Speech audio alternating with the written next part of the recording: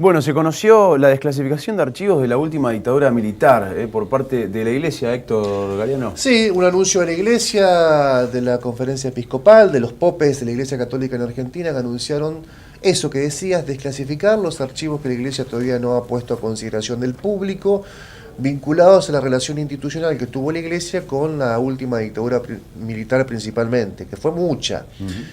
Importante, si algo le posibilitó legitimarse a la dictadura cívico-militar fue el apoyo de la Iglesia Católica, el apoyo irrestricto, ¿no? El apoyo fuerte que tuvieron las juntas militares allá por 1976. De hecho, muchos de sus ministros religiosos fueron vicarios de las Fuerzas Armadas. En el caso de Bombarnich en La Plata, condenado incluso por haber participado en las torturas en los juicios que se investigó la represión ilegal en esa zona de Buenos Aires. Y bueno, después los casos más emblemáticos, ¿qué responsabilidad tuvo la dictadura con la muerte del obispo Angelelli en La Rioja? ¿O qué responsabilidad tuvo la dictadura en distintas jurisdicciones, por ejemplo en Santa Fe? Es por eso que convocamos a un ex preso político, un abogado que ha participado en las causas como querellante, en las causas donde se investigó la represión ilegal en Santa Fe, y además un invitado que tiene una mirada a una formación católica y puede, digamos, dar a partir de esa formación y de sus antecedentes y su recorrido, dar una visión en este contexto tan particular de cómo ve él la situación. Está con nosotros el doctor Jorge Pedraza, Coco. Gracias por venir, Coco. No, gracias a ustedes por invitarme. Bueno, una buena noticia. Sí, todo lo que sea desclasificación de archivos dictatoriales, sobre todo de la última dictadura en Argentina, es muy importante. Habría que, incluso le agregaría más que además de los archivos de la Iglesia Católica Argentina, se incluyen también los archivos del Vaticano y de la Nunciatura Apostólica, o sea, de la Embajada del Vaticano en Argentina, en la época de plomo, como le llamaron, en la época del último gobierno militar. Si bien anuncian de que para poder tener acceso se requeriría ser familiar de algún desaparecido o damnificado por la violación de los derechos humanos, o el propio damnificado tendría que pedirlo, no sería de un acceso irrestricto. En principio, digamos que es un avance importante y obedece también a una promesa que había hecho en su momento el Papa Francisco hace unos meses atrás, que él ordenó toda esta investigación o toda esta puesta luego de la digitalización, según dijeron, finalizada la misma, poner a disposición. Considero que, bueno, fue importante la conferencia de prensa que hicieron, creo que ayer, la Comisión Episcopal Argentina, presidida por Monseñor Arancedo, y por el segundo, que es el arzobispo de Buenos Aires. En ambos casos se escuchó la palabra perdón, de que si la Iglesia tiene que pedir perdón, lo va a hacer, que eso no implica que considere que haya habido complicidad. Ellos hablan de una situación de fuerza mayor, pero en ambos casos se escuchó la palabra perdón. Incluso hablan de una cultura del encuentro, que con esto la Iglesia tiende a gestar también una cultura del encuentro y demás. No usan demasiado la palabra reconciliación, pero hablan de una cultura del encuentro. ¿Qué sería una cultura del encuentro? Bueno, son expresiones nuevas que se van conociendo. La Iglesia ya lo viene diciendo hace rato. De todas maneras, a mí me gustaría, digamos que en este afán de desclasificación, que significa correr el velo de aquello que en su momento no se dijo, o bien, si se pide perdón en términos general, analizar algunos de los hechos que fueron ocurriendo. En el caso que me ocupa a mí, yo recuerdo que a mí me causó mucho impacto allá por los años 87, 88, ver la República Perdida 2. O sea, el radicalismo llega a la presidencia de Alfonsín con una primera película que tuvo mucha difusión, hacia el 83, La República Perdida 1, cuyo autor era un radical de nota, Enrique Vanoli, el libro, por lo menos el texto de la película lo había conducido él, y que hacia el año 86, ya con un poco más de esfuerzo y ya viendo pasar los primeros años de Alfonsín, hacen la segunda parte de La República Perdida. Y yo recuerdo claramente, además porque como ex alumno del Colegio Inmaculada, del Colegio de los Jesuitas, haberme impactado la imagen de una condecoración a Masera el 25 de noviembre del 77, hecha dentro de la Universidad del Salvador, que pertenecía a los jesuitas, si bien en ese momento se había puesto al frente a un grupo de civiles, todos militantes de Guardia de Hierro, de ese sector dentro del peronismo, conducido desde siempre por Alejandro Álvarez, al cual luego se incorpora Pajarito Grabois, el padre de un dirigente Grabois que ahora está cercano al Papa también. Y bueno, se hace en el peor momento, digamos, porque se acababa de protagonizar la mayor masacre por razones políticas en uno de los países de Latinoamérica, llegado a un número de asesinatos muy importante, de miles de personas, y bueno, y no guardaba relación con los casos ni de Jalix ni de Llorio, que había sido un año antes. En todo caso, muchos años después, Francisco Piñón, el profesor que quedó como rector de la Universidad del Salvador, prohijado en ese momento por Bergoglio, que Jorge Bergoglio estuvo al frente de los jesuitas como superior o provincial desde 1973 a 1979. Si bien en esa época los jesuitas habían cambiado su política internacional, el Papa Negro, Pedro Arrupe, ya no tenía la vinculación como tuvo hasta los años 71, 72, apoyando los movimientos del Tercer Mundo, el Concilio Vaticano II, es decir, todos los movimientos de liberación que existían internamente en la Iglesia, que acá se vieron en la formación que se nos dio a nosotros en el Colegio Inmaculada, en los retiros espirituales de la Quinta de Piquete, Las Flores y demás.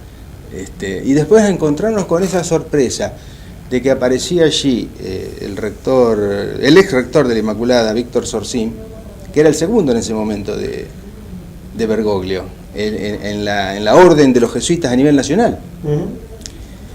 Eso la verdad que a mí me causó honda impresión, y hasta el día de hoy yo no considero que es uno de los hechos de responsabilidad política mayores de la conducción de la Iglesia Católica Argentina, a pesar de que era una sola congregación interna que eran los jesuitas, pero la capacidad en la fase educativa, el poder en la fase educativa que tenían los jesuitas y siempre estuvieron en la Argentina, le daba una connotación superior a ese tema, de haber condecorado a Masera con una orden,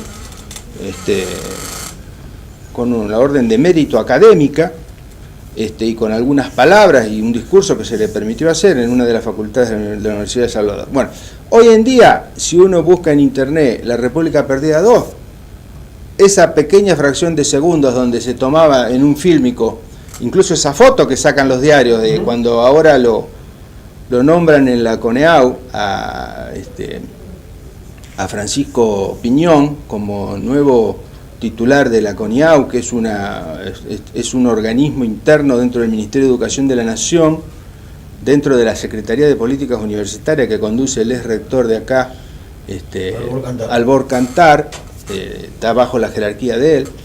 El decreto lo firma el presidente Macri y el ministro de Educación Burrich, pero seguramente pasó bajo el control del doctor Albor Cantar, porque es el superior como dentro de la Secretaría de Políticas Universitarias. A mí me parece un retroceso grave, porque nombrarlo hoy en día, cuando no se ha hecho una autocrítica ni de la Universidad del Salvador, ni de los jesuitas, de esa condecoración que no tenía ningún objeto. Sí, yo creo que tenía un objeto, que era creer que Masera iba a ser el nuevo número 1 del país. O sea que Masera estaba armando hacia fines del 77, con todo un discurso nacionalista en contra de Martínez de Hoz y demás, una especie de nuevo general Perón que conduciría los destinos del país.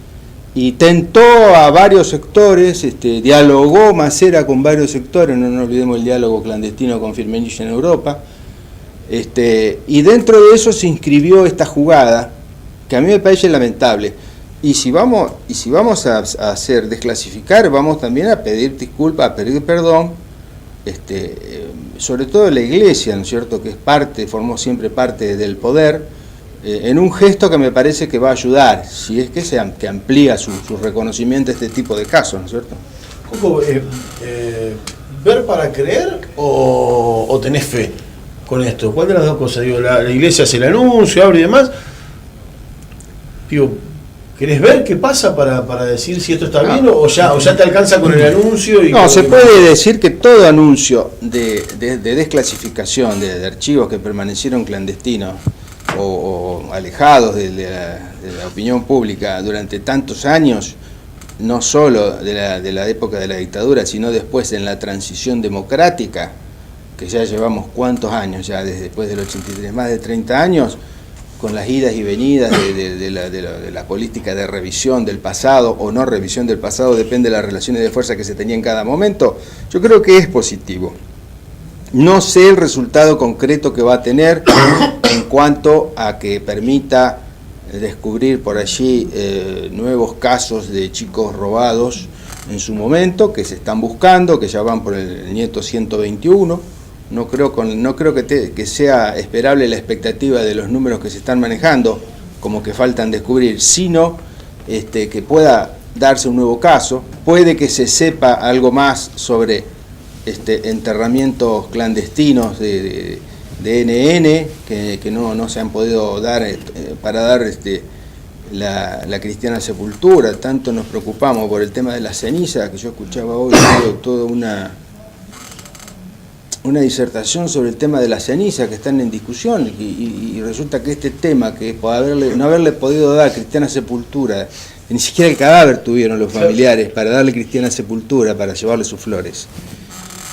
Entonces, a eso me refiero, pero siempre es bueno, siempre hay que tener una actitud abierta, hay que instar a que se siga abriendo las situaciones, se sigan abriendo las cuestiones que están secretas, ocultas, y postular, sí, una cultura del encuentro, yo estoy de acuerdo, pero siempre poniendo todo arriba de la mesa, sin ningún problema, de parte de todos los sectores, no excluyo a nadie, que tienen que colaborar en esta cultura del encuentro, basado siempre en la justicia y la verdad, y el conocimiento pleno de lo que pasó en este país.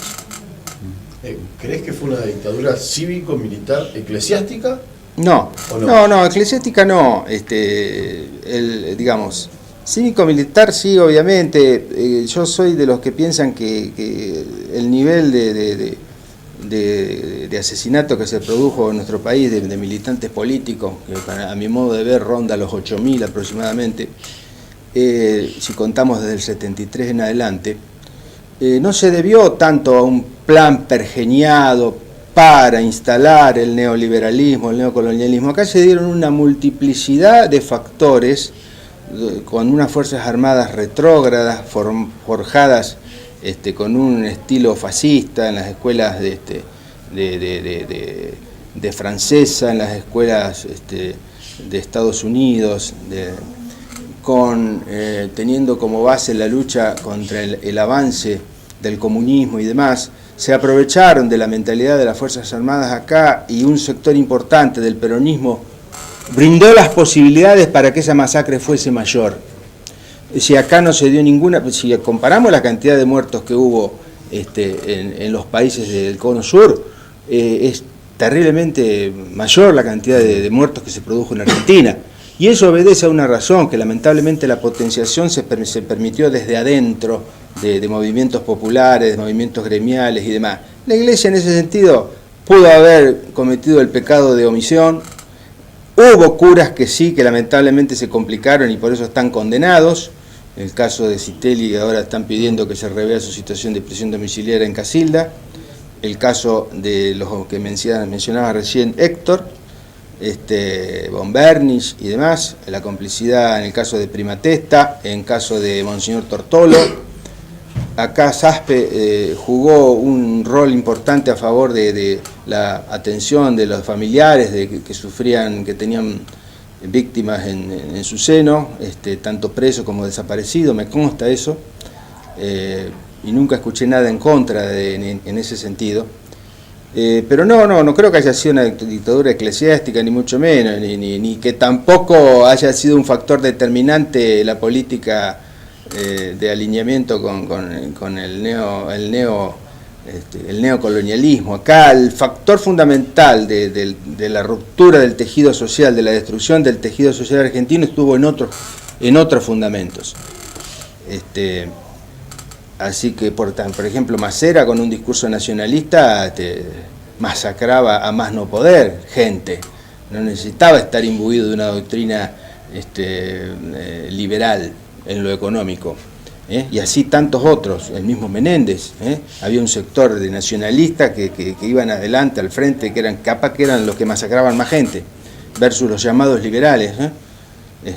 Y bueno, y tantas cosas cruzadas que se daban en el seno, la participación en algún caso de algún partido de izquierda que apoyaba a algún general, porque era un general con el que se podía construir algún proyecto de democracia.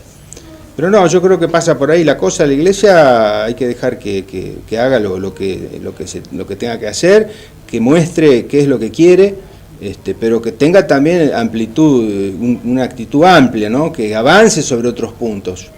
Y los radicales, bueno, si le censuraron la película de La República Perdida 2, que se preocupen por ver a ver qué pasó, que le sacaron ese pedacito. Que acá, si el amigo está al frente de este señor de la CONEAU, que la función de la CONEAU, que donde lo pusieron a Pancho Piñón, Francisco Piñón, que fue el que lo condecoró a Macera en el 77, en noviembre del 77, es revisar lo actuado por cada universidad pública o privada del país, cada universidad nacional pública o privada. Es una función de demasiado jerarquía. A mí me parece que no corresponde aprobar esa designación, que habría que revisarla. Y todo eso se enmarca, bueno, ojalá que no haya tenido el visto bueno del Papa Francisco, esta designación, ¿no es cierto? Coco, muchas gracias por venir.